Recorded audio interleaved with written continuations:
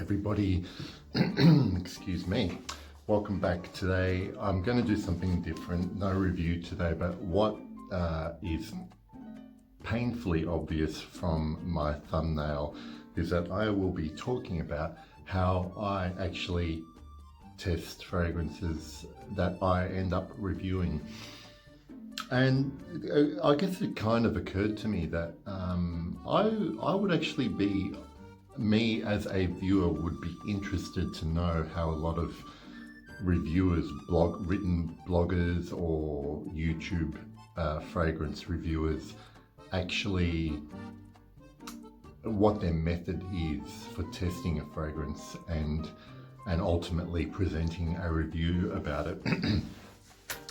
I've been now doing this for 3 years, and I'll be the first to admit that back when I started, I had no kind of method. I'll explain to you what I do now, and then sort of give you a bit of an insight into what I used to do.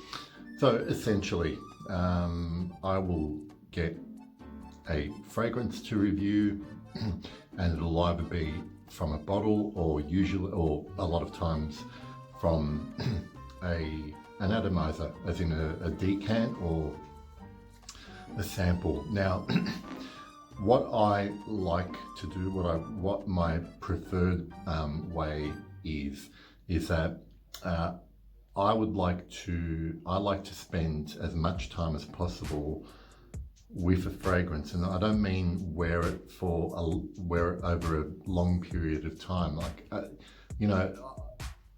generally in an ideal situation, I would wear a fragrance several times over several months, even a year or so, for a couple of reasons. To wear it in different environments, that means different seasons, indoors, outdoors, casual, office, formal.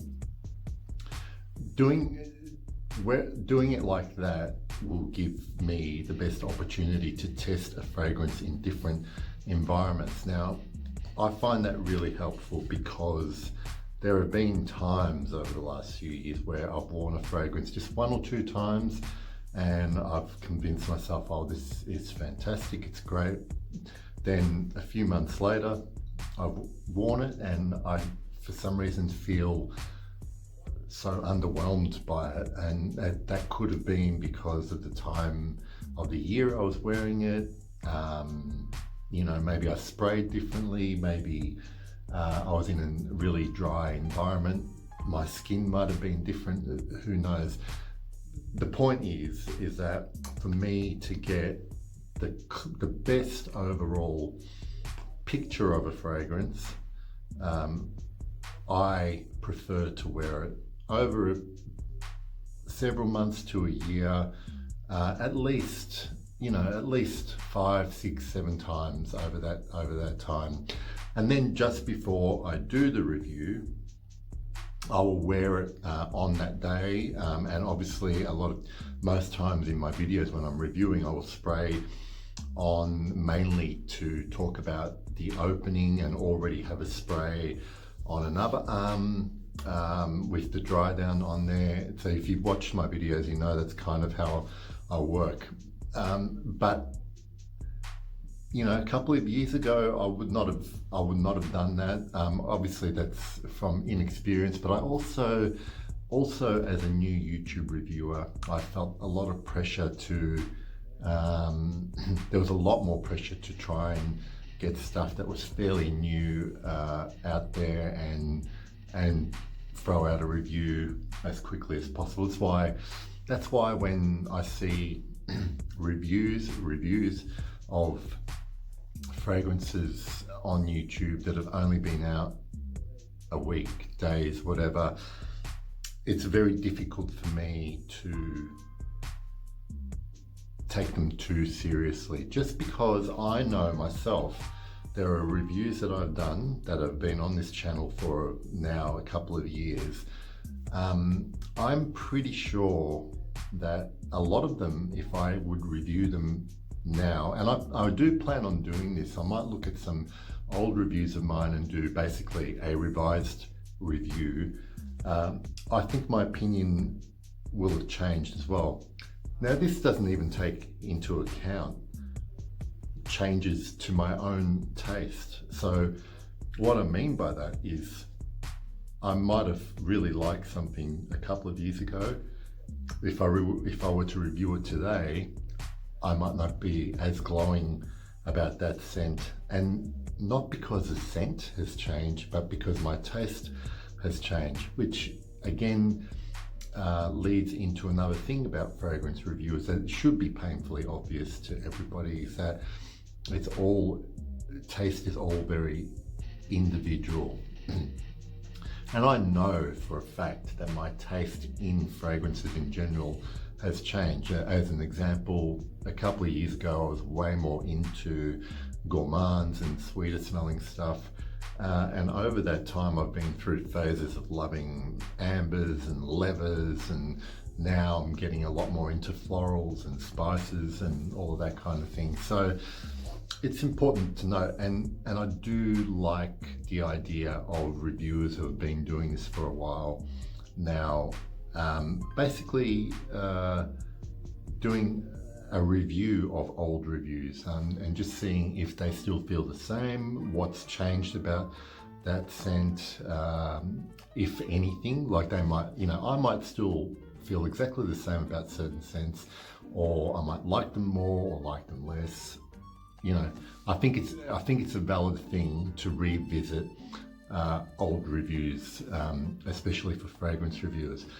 One other thing I want to mention as well, I think it's really important for reviewers, and I think this should be obvious. I think it's really important for reviewers to wear the fragrance as part of their testing and note taking. And some days should just be not so much to get right into notes and be analytical and try and identify what ingredients are in this scent. I think there should be some days, times when you're testing a review, to take note of how it makes you feel, what mood it puts you in, and just how it wears in general. Then you can have days where you've got it on your arm and you're going, oh yeah, the opening has got this and A and B and C, and then it dries down. Also, I think when testing things like performance, particularly longevity, I know for a fact that sometimes when I just spray normally, I get a different result to when I am just smelling a patch on my arm. Skin can be different on different parts of your body, and perfume may or may not perform differently on different parts of your body. Which kind of leads me again into another point where the other reason it's important to test fragrances over a period of time is that only today, for instance, I picked up a shirt that was in my bedroom, and I could smell something, a fragrance that I'd worn a few days ago, and that in itself made me think, well, that fragrance has got good lasting power on fabric, on clothes, and that's something that sometimes might get missed in a review, or if you're in too much of a rush to make a review and put it out there on YouTube. And as I wear fragrances, I make notes about what I'm noticing, if I manage to recognize particular notes or accords that I'm getting on this fragrance, how it reacts. And I make notes to remind myself just on my phone,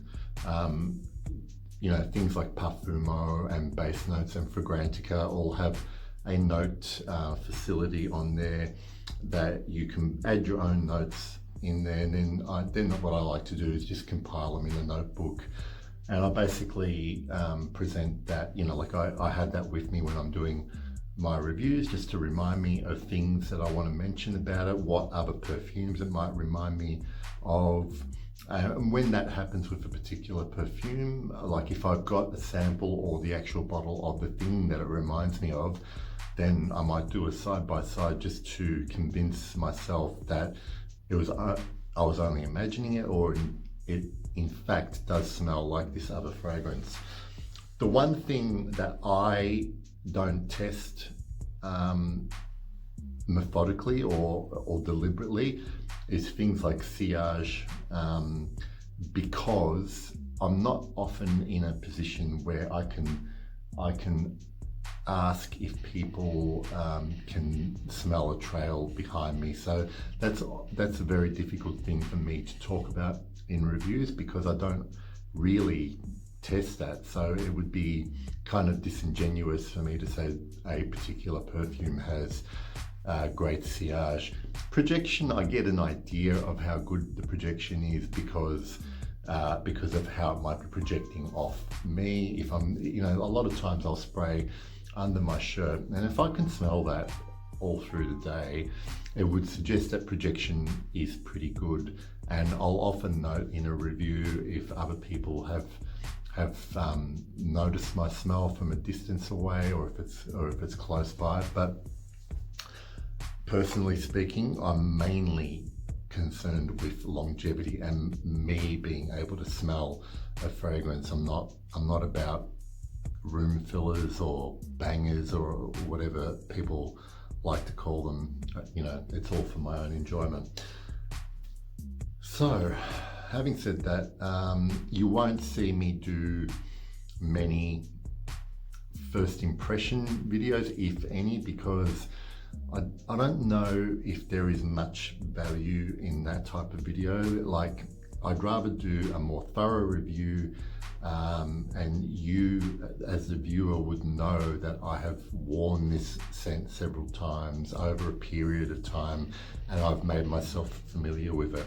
If I'm going to sit here and talk about a brand new fragrance that I just bought from the store, my first wear, it's a first impression, yes, of course, but even though that might be a positive or a negative first impression, who knows how I feel about it down the track. So I just don't know if there's value in that, and I don't want to influence people to go out and buy something or blind buy something based on a first impression. The last thing I want to talk about is I very rarely, if any time, will do a review if I've only got a dabber vial of a sample. I just think it's a different experience to spraying that on. If the bottle comes with a sprayer, I think samples should come with a sprayer. I just think it's a different experience, and it's a lot more difficult for me to get an impression of the scent if I have to dab it on. Yes, I could empty it into my own atomizers, but if the perfume company's not willing to do that, why should I be? Last thing on sprayers, I think everyone watching a review that I do, usually I will mention or show you if I'm testing from a small atomizer or the actual bottle. I think sprayers in particular can have an effect, and more to do with projection and performance, if they're very significantly different. You get some of those small sprayers and you might have to spray maybe 5 times, where with the bottle you might spray 3 times and have the same thing, and the amount of mist and how much area it covers when it sprays also can have an effect on that as well. So I do try and take that into account when I do reviews, but usually I will show you what I'm using for the test in my review, so you can make up your own mind on that. It doesn't impact on the actual scent itself. I think it's more of an impact on how it performs on skin more than anything else. And I don't think that I have anything else that I want to mention. So you will probably never see me out there with the first review of anything new, well, anymore. I might have done that very early on when I cared more about that kind of thing, but now I'm more interested in giving as thorough and accurate a review of a fragrance as possible. So thank you for watching. If that was at all interesting to you and you're still here now, I really appreciate it. I'll see you later.